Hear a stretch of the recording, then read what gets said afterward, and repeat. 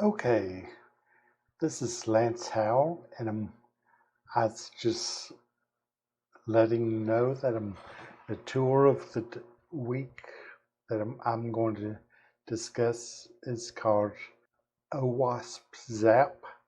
It is a tool that's developed by the Open Web Application Security Project Foundation, better known as OWASP. They developed the OWASP top 10 list every year or every couple of years, depending on if it's changed. And this list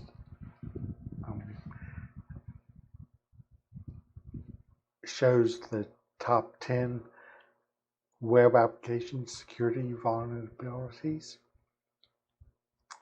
And what ZAP does, it's a vulnerability scanner for web applications or websites.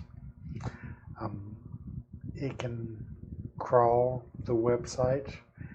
It can list in the directories. You can even add functionality to do SQL attacks. And I'm going to show you a little bit about ZAP, very little because I've not used it very often myself, but this is a tool that I'd like to get more into. Okay, let's go to my screen. And whenever you first open up ZAP, you'll get a message to ask if you want to have the website to be persistent or non-persistent, which means to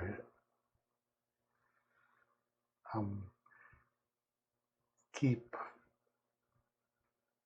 the sessions alive after you close out of ZAP. For this demonstration, I decided to not do that for this test demo. And it also asks you if you want to update ZAP, which I've already done. It says it can update it when you close the update window, but I found that whenever I did that, the machine slowed down very much or quite a bit where I couldn't move anything. So I ended up doing it over again, and it seemed to work when in a matter of a few seconds when I left the window open. But this is the tool menu right up here with ZAP. And this is the tool menu right up here. You've also got this toolbar right here. And you've got different modes you can run ZAP in. You've got safe mode, protected mode, standard mode, or attack mode. And you can open a session, save a session, or otherwise known as persisting. You can take a snapshot and several other options. This is where the sites will be listed whenever you scan the information. This scanner is similar to Burp Suite, but Burp is more of an attack framework and all. So ZAP does a few of the same things that Burp does, but does not cost as much. So if you see a feature in ZAP that you like that's in Burp, you can use ZAP. But you click on the automated scan is the easiest way to get started. And then type in the URL.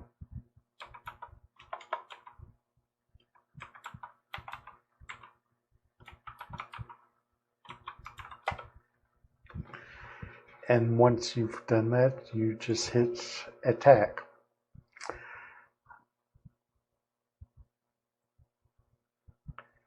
And then you'll see down here, you'll have several options.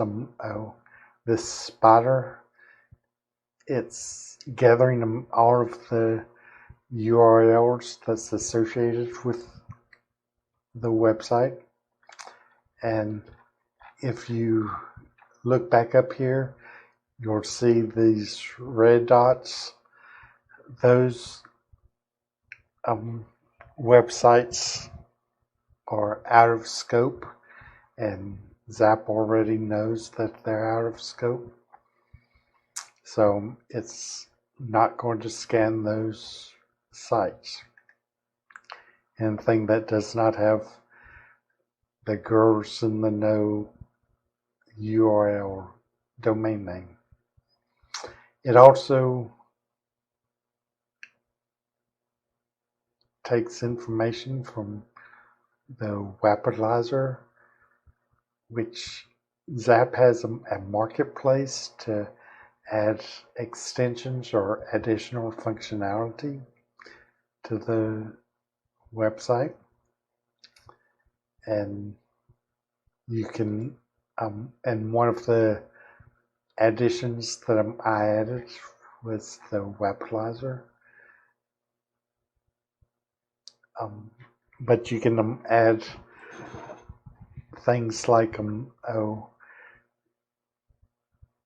fuzzing databases to do fuzzing attacks, different add scripting that's a scripting database where you can, that's developed by the community and all, and to add more functionality and scripts to the database. But I chose the Wapitalizer addition just to show an additional feature. But let's take a look at some of the information that I've discovered through the Wapitalizer. Here it shows different libraries that's associated with the website. Shows what it's running. It shows jQuery, and it also gives the version number.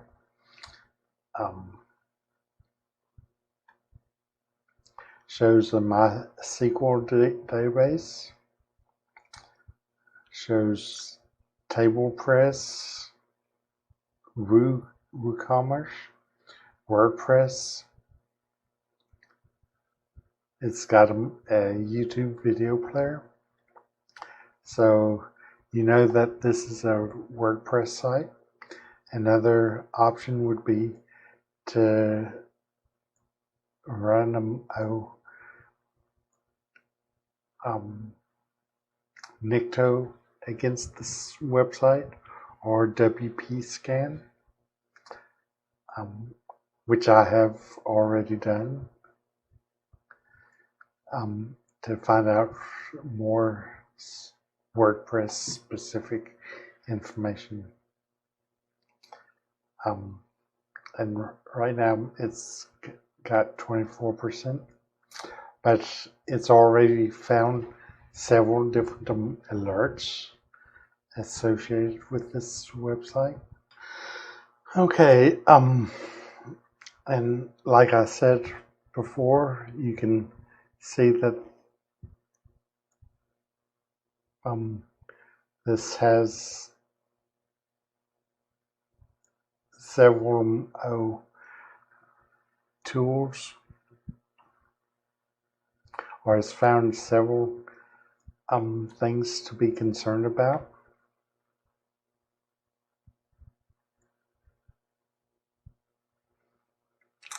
It is showing an absence of the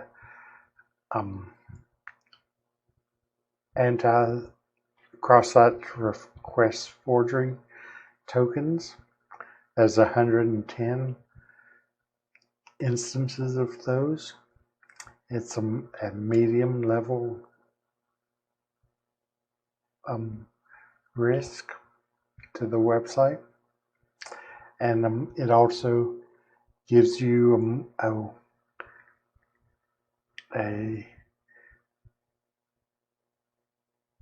where those instances may be,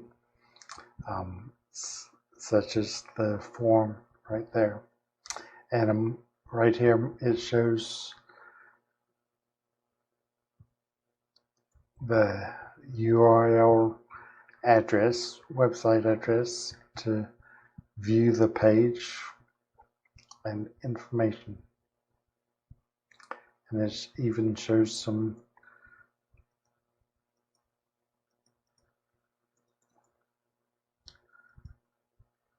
page information. Okay, I'm back. For some reason,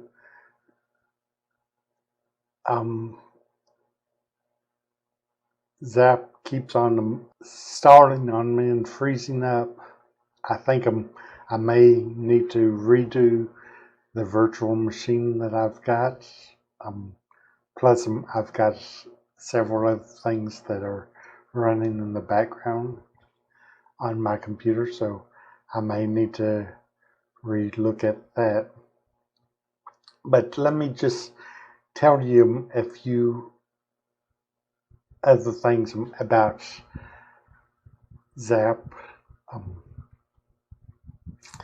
It's to me, ZAP is the same thing, or is similar to Nessus for web application security and websites. It uses the OWASP top 10 as its major source to test against, and there's even a database that OWASP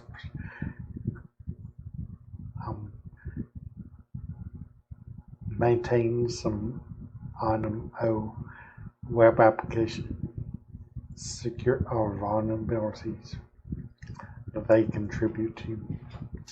So it uses CWEs instead of CVEs as identification numbers. Also, within the description of the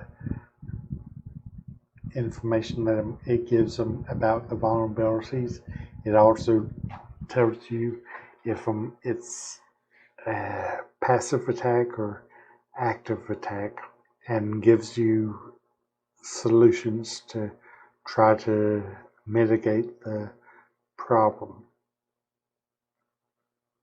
and gives you reference information to go and research your own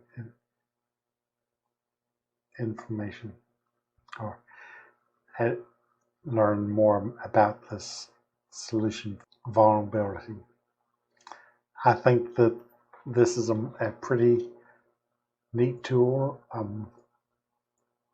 It also has reporting capabilities where you can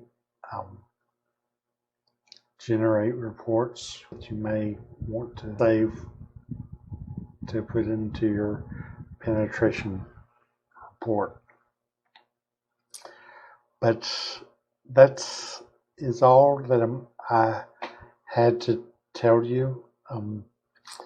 I hope you find the video interesting about it.